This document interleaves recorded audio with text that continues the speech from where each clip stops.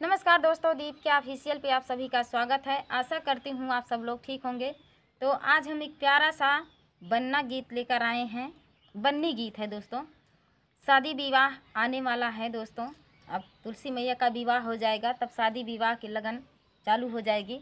तो हम प्यारा सा बन्नी गीत लेकर आए हैं। आप लोग सुनिएगा और कमेंट में ज़रूर बताना ये प्यारा सा बन्नी गीत आप सबको कैसा लगा। तो चलिए सुनाते हैं प्यारा सा बन्नी गीत। ससुराल जाके बन्नी, ससुराल जाके बन्नी, वादा न भूल जाना। ससुराल जाके बन्नी, ससुराल जाके बन्नी, वादा न भूल जाना। वादा न भूल जाना, वादा न भूल जाना, वादा न भूल जाना, वादा न भूल जाना। ससुराल जाके बन्नी, ससुराल जाके बन्नी, वादा न भूल जाना। ससुराल जाके बन्नी, वादा न भूल जाना। वादे पे गौर करना, दिल से न दूर करना। वादे पर गौर करना, दिल से न दूर करना।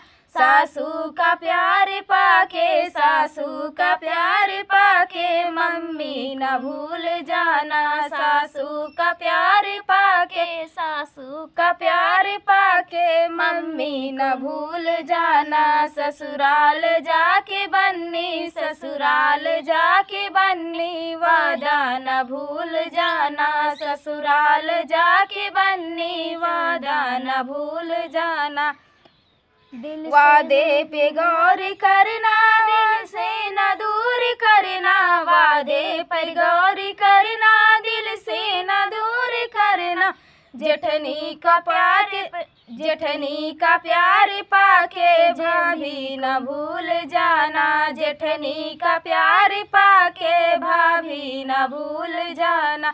ससुराल जाके बन्नी, ससुराल जाके बन्नी, वादा न भूल जाना। ससुराल जाके बन्नी, ससुराल जाके बन्नी, वादा न भूल जाना।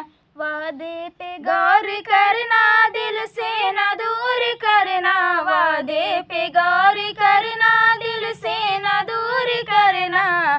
ननदी का प्यार पाके, ननदी का प्यार पाके, बहना न भूल जाना। ननदी का प्यार पाके, ननदी का प्यार पाके, बहना न भूल जाना। ससुराल जाके बन्नी, ससुराल जाके बन्नी, वादा न भूल जाना। ससुराल जाके बन्नी, वादा न भूल जाना। वादे पे गौर करना, दिल से न दूर करना। वादे पे गौर करना, दिल से न दूर करना। देवर का प्यार पाके, देवर का प्यार पाके, भैया न भूल जाना। देवर का प्यार पाके, भैया न भूल जाना। ससुराल जाके बन्नी, ससुराल जाके बन्नी, वादा न भूल जाना। ससुराल जाके बन्नी, ससुराल जाके बन्नी, वादा न भूल जाना। तो ये प्यारा सा बन्नी गीत आप सबको कैसा लगा दोस्तों, कमेंट में ज़रूर बताना। मिलते हैं अगले वीडियो में, तब तक के लिए जय श्री राम।